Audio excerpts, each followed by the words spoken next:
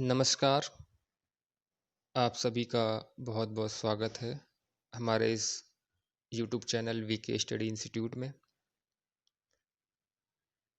आज का टॉपिक है हमारा साइक्लोन, चक्रवात।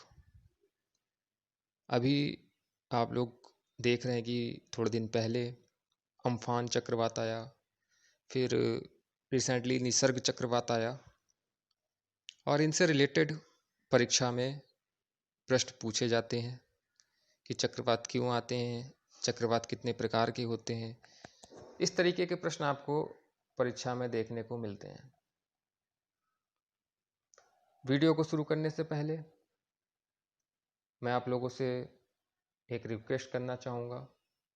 जिन लोगों ने अभी तक चैनल को सब्सक्राइब नहीं किया है, प्लीज़ चैनल को सब्सक्राइब कर दें, साथ ही बेल आइकॉन को हिट कर दें, जिससे हमारे वीडियो के नोटिफिकेशन आपको सबसे पहले मिल जाएं। इस चैनल के माध्यम से आपको क्वालिटी एजुकेशन देने की पूरी कोशिश की जा रही है। जितना कम समय में अधिक से अधिक आप लोगों के बीच में हम विषय सामग्री प्रस्तुत कर सकें इस चैनल के माध्यम से, यही इस चैनल का उद्देश्य है। तो जो भी लोग इस चैनल पर आज पहली बार आए हैं, वो सभी चैनल को सब्सक्राइब कर लें, साथ में प्रेस बेल आइकॉन। चलिए वीडियो को स्टार्ट करते हैं। आपको सीधे साइक्लोन के बारे में बताते हैं। साइक्लोन होता क्या है, चक्रवात क्या होते हैं, अवस्थिति के आधार पर चक्रवात के प्रकार स्पष्ट करें। पीसीएस का एग्जाम हो या आईएएस का एग्जाम हो, आपको इस तरीके के प्रश्न देखने को मिलेंगे। तो चक्रवात क्या होते हैं? हवाओं का परिवर्तनशील और अस्थिर चक्र, जिसके केंद्र में निम्न वायुदाब यानी लो प्रेशर तथा बाहर उच्च वायुदाब, जो आउटसाइड है उसमें हाई एटमॉस्फेरिक प्रेशर होता है, वो चक्रवात कहलाता है। एक बार मैं फिर से रिपीट कर देता हूँ। हवाओं का परिवर्तनशील और अस्थिर चक्र, यानी हवा का परिवर्तनशील और अस्थिर चक्र, जिसके केंद्र में यानी जिसके सेंटर में लो एटमॉस्फेरिक प्रेशर हो और उसके आउटसाइड में हाई एटमॉस्फेरिक प्रेशर होता है, वो चक्रवात कहलाता है। चक्रवात जो होता है वो निम्न वायुदाब का केंद्र होता है, लो एटमॉस्फेरिक प्रेशर का सेंटर होता है। समुद्री तूफान को चक्रवात कहते हैं। ये बनता कैसे है? तो इसमें समुद्र के ऊपर की हवा जो है वो सूर्य से उष्मा लेकर गर्म होती है और तेजी से ऊपर उड़ती है। जब वो हवा ऊपर की ओर जाती है तो अपने पीछे की ओर कम दबाव का क्षेत्र बनाते हुए चलती है, जिसे लो प्रेशर रीजन कहते हैं। इस प्रक्रिया को, जब ये प्रक्रिया होती है तो यह वायु अपने साथ में नमी लेते हुए चलती है, जिससे क्या होता है, घने बादल बनते हैं और वही आगे चलकर वर्षा का कारण हो जाते हैं, बारिश का कारण हो जाते हैं। एक बार मैं फिर से इसको आपको दोहरा देता हूँ।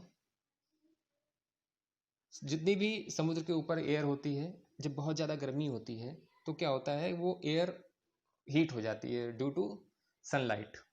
जब वो गर्म हो जाएगी तो वो ऊपर की ओर जाना शुरू हो जाती है, यानी जो वाटर है वो आपका वेपराइजेशन का जो प्रोसेस है वो वहाँ से स्टार्ट हो जाता है। जब वो हवा ऊपर की ओर जाती है तो उसके पीछे लो एटमॉस्फेरिक प्रेशर यानी जो लो प्रेशर रीजन है वो अपने साथ में बनाते हुए चलती है, जिसकी वजह से क्या होता है, बादलों का निर्माण होता है और यही आगे चल के बारिश के रूप में हमें देखने को मिलते हैं। चक्रवात या साइक्लोन घूमती हुई वायु राशि का नाम है। उत्पत्ति के क्षेत्र के आधार पर चक्रवात के दो भेद हैं।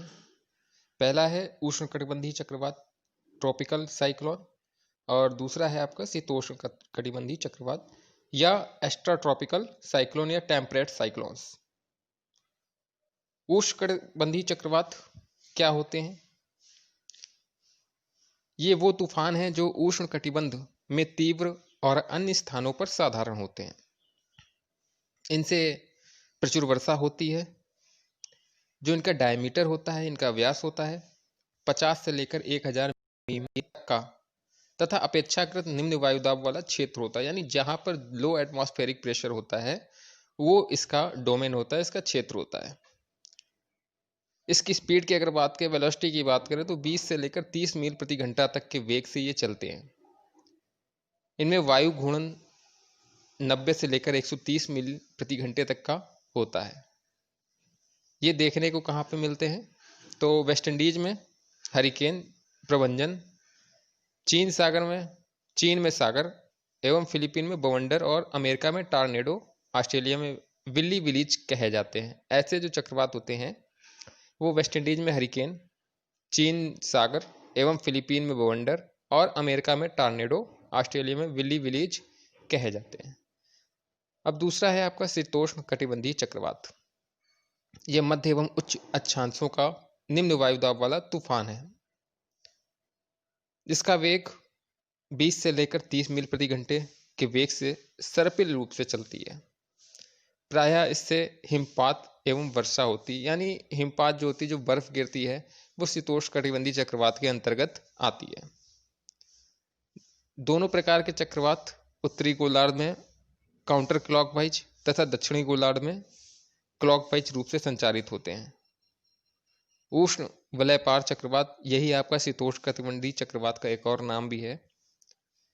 साधारणतः वायु विचलन रेखा होती है जो विषुवत की ओर निम्न वायु केंद्र में सैकड़ों मील तक बढ़ी रहती है तथा गर्म एवं नम वायु को ठंडी और शुष्क वायु से पृथक करती है। अब चक्रवात आपके कितने प्रकार के होते हैं तो इनको भी देख लेते हैं। चक्रवातों के मुख्य 6 प्रकार हैं। कौन कौन से हैं वह? ध्रुवीय चक्रवात, ध्रुवीय कम चक्रवात, अतिरिक्त उष्णकटिबंधीय चक्रवात, अंतः उष्णकटिबंधीय चक्रवात, उष्णकटिबंधीय चक्रवात और मेसोसाइक्लोन्स। ये सारे आपके चक्रवात के प्रमुख प्रकार हैं जो कि 6 होते हैं। अब इसके बाद में पहला है आपका ध्रुवीय चक्रवात। तो ध्रुवीय चक्रवात आपका उपध्रुवी आर्कटिक चक्रवात होते हैं जो ध्रुवीय भ्रमर भी कहलाते हैं। एक कम दबाव वाला विस्तृत क्षेत्र जो सर्दियों में मजबूत और गर्मियों में कमजोर पड़ जाता है। एक ध्रुवीय चक्रवात एक कम दबाव वाली मौसम प्रणाली है जो 1000 किलोमीटर यानी 620 मील और 2000 किलोमीटर यानी 1200 मील तक फैलता है। इसमें हवा उत्तरी गोलार्ध में उत्तरावर्त तथा दक्षिणी गोलार्ध में दक्षिणावर्त दिशा में घूमती है, यानी क्लॉकवाइज और एंटी क्लॉकवाइज इसमें घूमती है। तो दक्षिणी गोलार्ध में कैसी होगी? क्लॉकवाइज होगी। और उत्तरी गोलार्ध में कैसी होगी? एंटी क्लॉकवाइज होगी। उत्तरी गोलार्ध में ध्रुवीय चक्रवात में औसतन 2 केंद्र होते हैं। एक केंद्र बफ्फिन द्वीप में, दूसरी उत्तर पूर्व साइबेरिया के निकट होती है। जो बफ्फिन द्वीप होता है वहां पर एक केंद्र होता है और दूसरा आपका उत्तर पूर्व साइबेरिया के निकट होता है। दक्षिणी गोलार्ध में यह 160 पश्चिम देशांतर के पास रोस आइस शेल्फ के किनारे स्थित हो जाता है। अब रोस आइस शेल्फ क्या होता है? तो रोस हिम चट्टान है, अंटार्कटिका की सबसे बड़ी हिम चट्टान होती है, उसे हम लोग रॉस आइस शेल्फ के नाम से जानते हैं। अगर आपसे पूछा जाता है रॉस आइस शेल्फ क्या है, तो आपको अंटार्कटिका की सबसे बड़ी हिम चट्टान है जिसे हम लोग रॉस आइस शेल्फ के नाम से जानते हैं। उसी के बाद में दूसरा प्रकार है इसका उष्णकटिबंधीय चक्रवात। एक तूफानी प्रणाली है जो एक कम दबाव केंद्र है और गरजदार तूफान, तेज हवाएं और ज्यादा वर्षा देता है। एक उष्णकटिबंधीय चक्रवात तब बनता है जब नम हवा से गर्मी निकलती है, यानी जो मॉइस्चर होता है एयर में, जब वो नम हवा से जब गर्मी निकलती है जिसके परिणाम स्वरूप नम हवा में निहित वाष्प जारी हो जाती है, तब उष्णकटिबंधीय चक्रवात का निर्माण होता है। अभी 6 साइक्लोन के बारे में मैंने बताया, उसमें से मैंने आपको 2 साइक्लोन यहाँ पर एक्सप्लेन किए। एक ध्रुवीय साइक्लोन, दूसरा आपका उष्णकटिबंधीय साइक्लोन। बाकी के जो 4 साइक्लोन हैं वो आपको हमारे नेक्स्ट वीडियो में देखने को मिलेंगे। तो जिन लोगों ने चैनल को सब्सक्राइब नहीं किया है, चैनल को सब्सक्राइब कर लें। साथ ही बेल आइकॉन प्रेस कर दें। अगर आपको वीडियो पसंद आया हो तो वीडियो पर लाइक कर दीजिएगा और हमारे साथ ज़्यादा से ज़्यादा लोग जोड़ने की कोशिश करिए। Thank you so much everyone.